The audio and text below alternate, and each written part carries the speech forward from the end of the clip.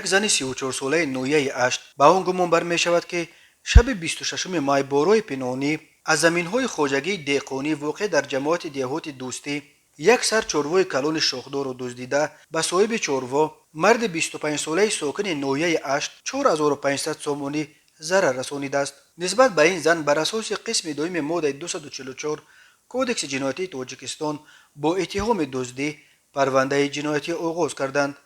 با او از 2 تا 5 سال زندان تهدید میکند.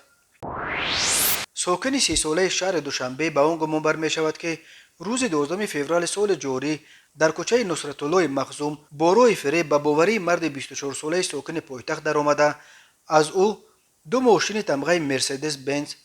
و تویوتا کارولا را به مبلغ 225,000 سومونی نرخ‌گذاری کرده گرفته است، ولی از این مبلغ تنها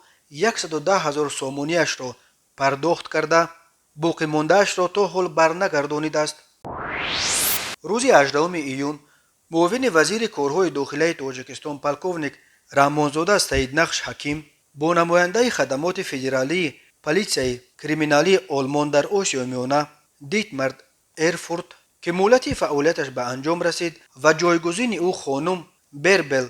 انگرر ملاقات کرد. پالکوونیک رحیمزاده به دیتمر ایرفورت برای همکاری سودمند در مدت فعالیتش در مقام نماینده پلیس آلمان در آسیا میانه اظهار سپاس و به نماینده نو این نهاد بربل انگرر کامیابی تمنا کرده است. جانب او همچنین مسائل امنیتی از جمله مبارزه مشترک بر ضد جنایت‌های متشکل فراملی تروریسم، اکستریمیسم و گردش غیر قانونی مواد مخدر را بررسی کردند.